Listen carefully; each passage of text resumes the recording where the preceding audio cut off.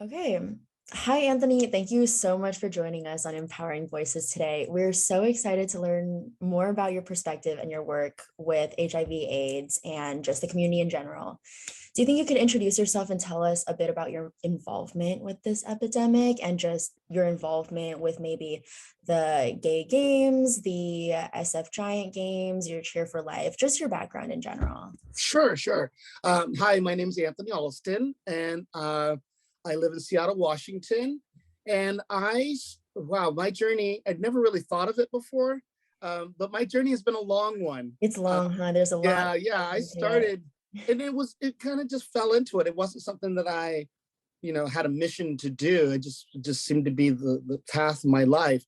I started out with Cheer San Francisco back in 2001. Cheer San Francisco is the mothership of charitable cheerleading.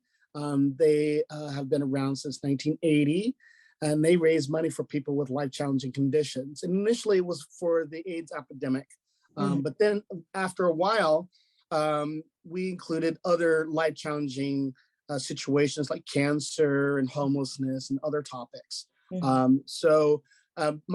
involvement with Cheer San Francisco, I'm bass. I throw the cheerleaders, the flyers into the air, and I catch them. And being part of Cheer San Francisco connected me, exposed me to Until There's a Cure Day, because it was one of our events that we used to do at the Giant Stadium in downtown San Francisco.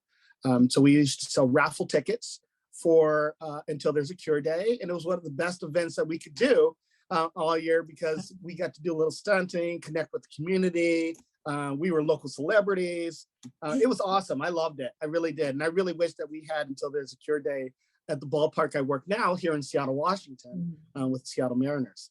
What did it look like on the field? Like, did you take up the whole field and people would like come and talk, or was it like during, like, so we would hit people all over the place. We would hit people with the raffle ticket sales when they entered the gates, go through the turnstiles, and when they were on the concourses, we would walk up and down the stairs into the stadium seating area. We would not do too many stunts because we didn't want to get in trouble, doing something that was unauthorized. Yeah. But I mean, Cheer San Francisco is a local celebrity in San Francisco. People, when they see the uniform, they know who we are in general. And if they don't, they soon find out that we are an extraordinary organization. I really did love being a part of the team. So we would sell raffle tickets just on the concourse, in the seating areas, and we just had a blast with it. And they would have, Until There's a Cure Day, folks, UTAC volunteers would come around with the buckets to collect the money and the tickets that we sold. It was very organized. It was a very streamlined operation. We loved doing it. Had been doing it for many years. It was great. And I don't recall us doing something on the field all the time. Oh, it would just be on the in the bleachers, spectator areas. Yeah. Oh, yeah. That way it's more immersive, right? Because the people don't get to step on the field. I don't know why I imagined that. Yeah, you got to keep that field pristine. Yes. I did on the field and performed there, but there was, it's been many years, and we've done so many events there. Yeah. They all blur together after a while. Yeah. But I do remember selling the tickets on the concourse, and people going up the escalators and the seating area and everything like that. Yeah, they must be particular about their field. It must be expensive to keep up that turf. Yes, and it matters, right? Yeah. So from Cheer San Francisco, that connected me to the gay games. The Cheer San Francisco is a founding partner with the Federation of Gay Games and the Gay Games movement. It is the first cheer team to participate in that. And now there are like about 15 cheer teams nationwide. So, and now cheerleading is a competitive sport at the Gay Games. It's a judged event, and it's also part of opening ceremony and closing ceremony. And I am the officer of culture for the Gay Games. So what do you do there? I'm a silver medalist in cheerleading at the Gay Games. Wow, do you still do it?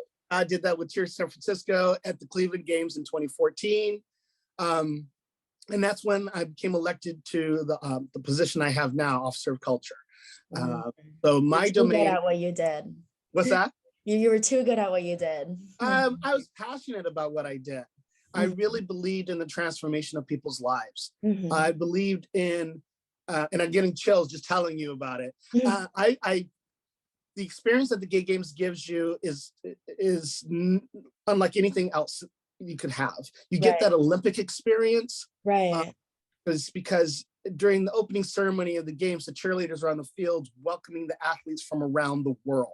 Mhm. And cheerleaders being cheerleaders, they're enthusiastic, passionate. They show their athleticism with their stunting, Mhm. and they earn the respect of the other athletes. Because one of the things that we say as cheerleaders is that athletes lift weights, cheerleaders lift athletes. Mhm. Yeah. So Cheerleaders uh, are athletes too. They yes, are yeah, athletes and they lift athletes. yeah, yeah, exactly. Um, So I've been a part of the Gay Games ever since. I was hooked on it. Mhm. Hooked on the experience. My first Gay Games was 2006 in Mhm. Chicago. I think that's Gay Games 7. And the next Gay Games 11, will be my fifth Gay Games. Wow. So are you still a base I'm in still based. So after the wow. Cleveland Games in 2014, I moved home to Seattle to take care of my mom. She was diagnosed with Alzheimer's, and I've been her caregiver for 8 years. Wow. And when I moved home, um, another cheerleader, Sarah Too Good, and I co-founded with Mark Hedlund, who lived here in Seattle, Cheer Seattle. And now there's Cheer Oh, Seattle here, and that team has been around since 2014. And I just joined back this past season. I wow. had a 6-year break, so I could focus on my mom, focus on Gay Games, and I felt it was time for me to come back because I wanted to make sure that people in the Seattle area and Cheer Seattle had that experience of the Gay Games, and I was committed to that. Hmm. So did you know that cheer was going to be your life? Because I know you had a background in theater, right? Right. I have a Master of Fine Arts from the Yale School of Drama in theater management, and I was doing up to large scale shows for up to 100,000 people.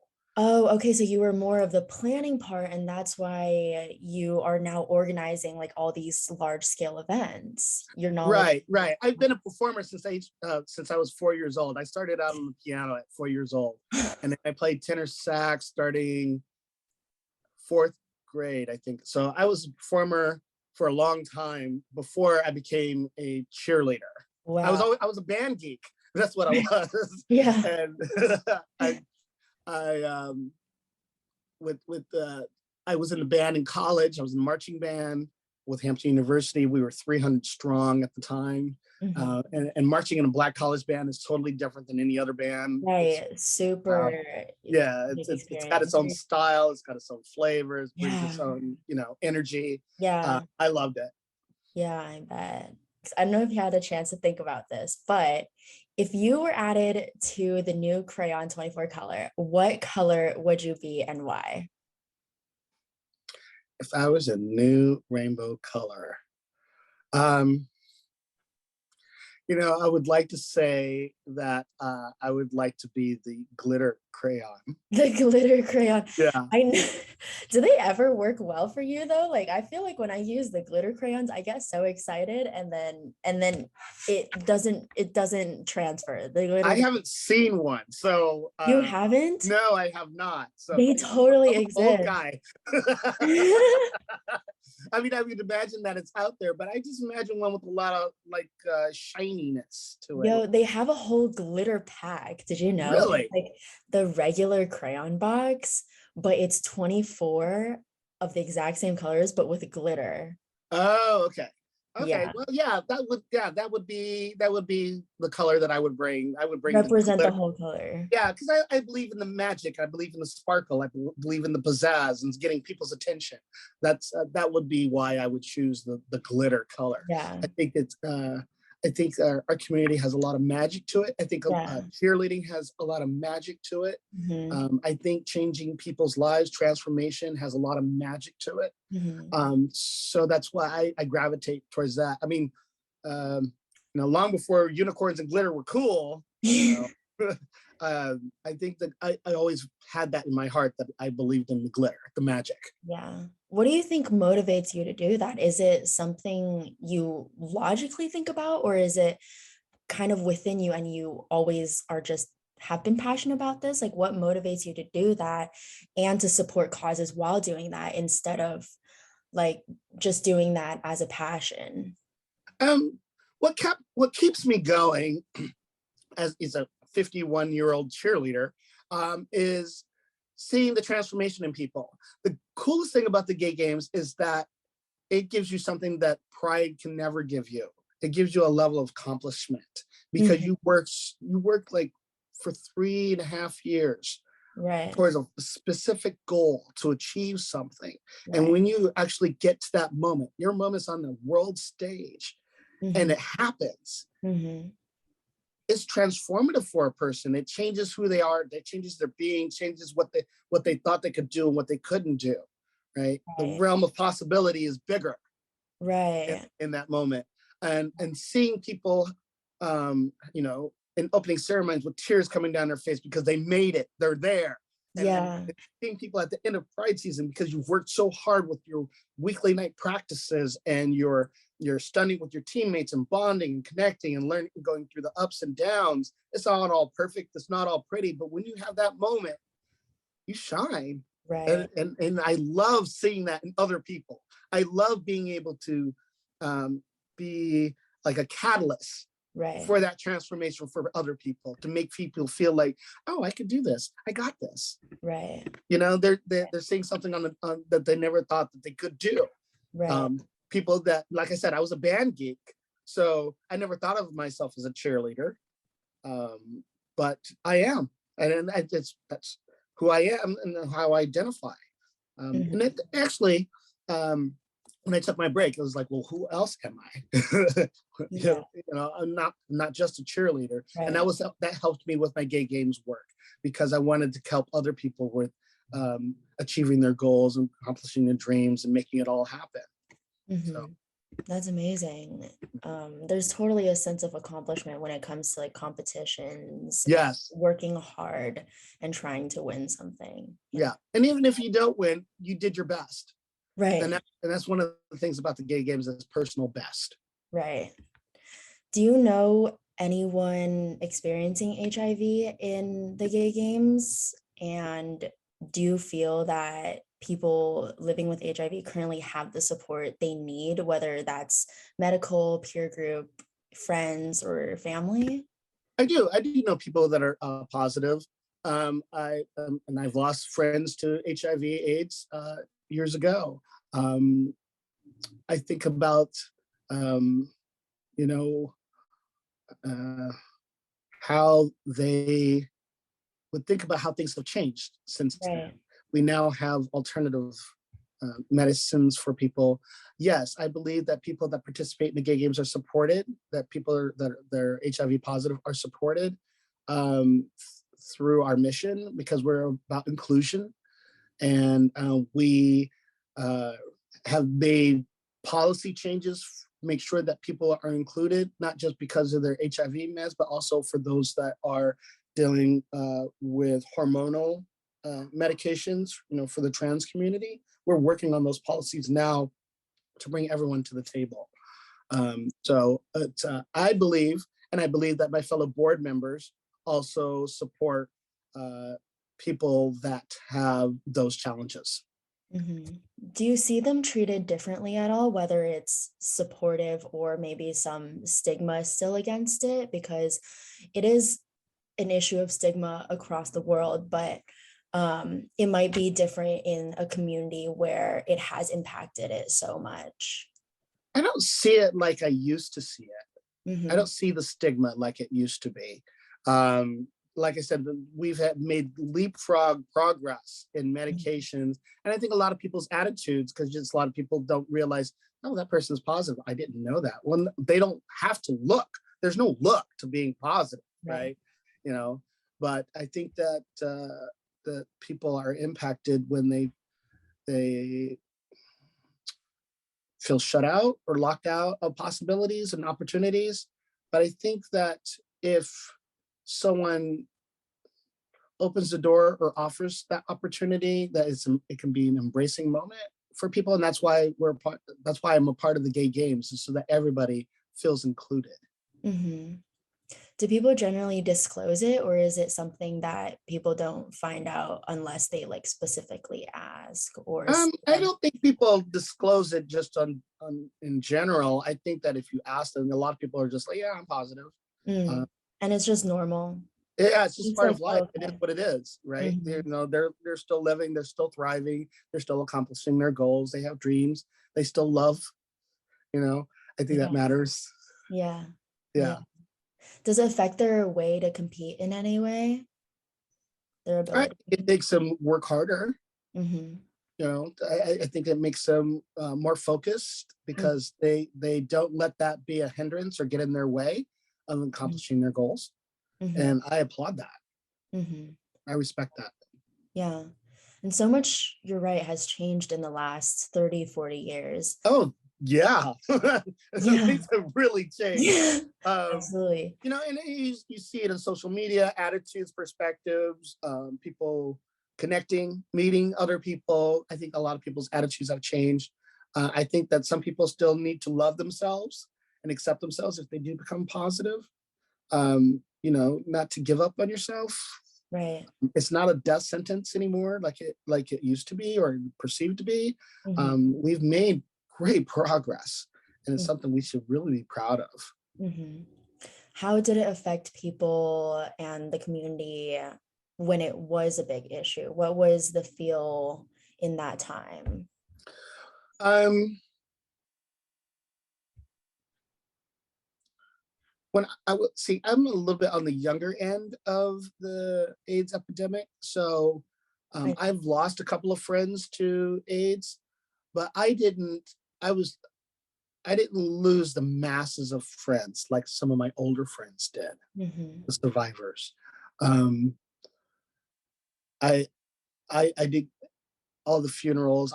Heard all the stories about how the funerals used to take place back to back to back, multiple funerals in one day for friends in San Francisco and things like that. And I kind of missed all of that because I came Right.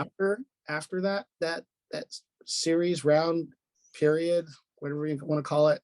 Um, but I think the impact is that as a gay man, I lost a lot of my elders, my heroes, the daddies, right? And now I'm the age of the daddies. And that's the part that's like, oh, okay, so someone's got to teach the children. It's going to be we're the next generation of who we are, and I think that's just where we're at now, and it's kind of mind blowing that when we look for a demographic in the 50 to 80-year-old block, we've lost a lot of people.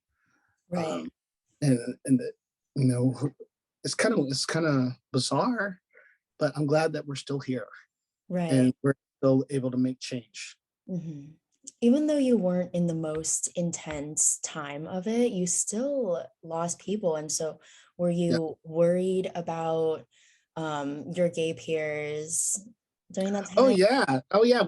We're still part of the whole condom campaign, making Yeah. safe sex practices and getting tested regularly and finding the resources that you could know your status, and going in for that test that first time was terrifying because Hmm. you just didn't know Right. if your behavior caught up to you. Right. You know? Right. And so a lot of people were just scared to get tested, right? Oh yeah, yeah. They would avoid it, and uh, because they didn't get the right help that they needed at that time to help them move forward. Hmm. And I have a friend now that's positive, lives a healthy life, but still has not forgiven himself for how his life has turned out in that respect, and still holds himself back from being engaged because of his status. But he lives in a different place. I live in the liberal city of Seattle, Washington, and lived in the Bay Area for 13 years. And he lives in Virginia. He lives in the South.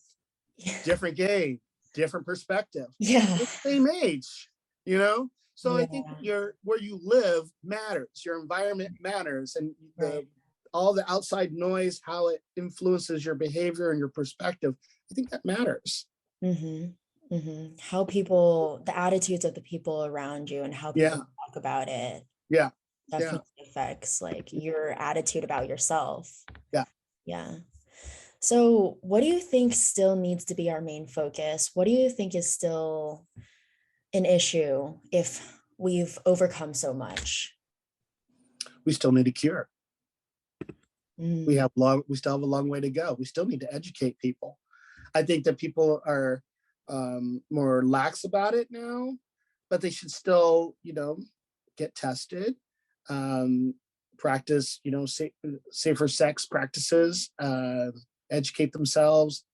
Um, I think that we should still embrace and love each other. Um, I wish we had more Until There's a Cure Day or UTAC days at other baseball parks. mm, Because I would love to have one here in Seattle, because mhm. I think that people would connect to it and respond to it positively. Right, right. And so, correct me if I'm wrong, but you don't think it's enough to be able to just live with HIV? Like, you think we still need to make advances in a cure, and it's not enough to just, with the treatment we have, safely live with HIV? I'm not completely sure what it's like to live with HIV. Um, I think we still need to educate people. I think we still need to keep people engaged in the conversation of what HIV is Right. and how to prevent it. Um, I think that people need to be, also aware that you can still live a full life if you're positive, not to give up. You can still fulfill your dreams. That being positive from HIV doesn't slow you down or stop you. Only you stop you. Right. Right. Right? Some people have to take a cocktail, their pills, Hmm. a regimen that's, a lot of pills for, because you get a lot of ailments. I had a partner, I used to do his pills for him every week. And, he took a lot of pills. He was one of the early uh, people that tested positive. And when I met him, he had already been positive for like 20, 25 years. Hmm. So he has a very different perspective on the AIDS movement and epidemic than I do. Um, What do you think your differences are? well, he lived through that critical period when everybody was passing away, and I came behind that era. I understand the safe sex practices. I understand getting education and testing, and being responsible for Mm. oneself. Um, and because of his positive status, he has to be more cognizant of his medication, certain things that he eats, and other ailments, other issues that as a result of him being positive. Mhm. Um, and I think that's part of the difference. I can see how that would make you a bit more pessimistic about the movement in general versus like you being more optimistic because you weren't like fully immersed in like the depressive time of that Yeah, yeah, period. Yeah. yeah. But as the officer of culture, one of the elements of the gay games is the AIDS quilt exhibition. So I'm working with the National AIDS Memorial with their quilts for our displays. I still see that. I see the pain. I see the history. I see how many people were impacted through that, and so I still feel connected to it, even though I didn't live through it. Mhm. Of course, I mean, it's gonna it was such a huge impact that left a lasting impact on like the future generation. So of Yeah, course, like you yeah, would still feel connected if it yeah, was so big. yeah. And Yeah. it's still, I mean, when you see the AIDS quilt exhibition, it is mind blowing. It is a jaw dropper. It is passionate. It is connected. It is love. It is There are so many elements to it that brings home that a time when things weren't so bright. Mhm. So do you bring it to the gay games every time, or? Yeah. The AIDS quilt exhibition is a core element of the cultural festival for the gay games. I see. I see. Yeah. Where does it stay usually? Is it in, It's been moved, so now it's back in San Francisco. is it just in like someone's house, or? Oh no, there are so many panels. It's in the warehouse.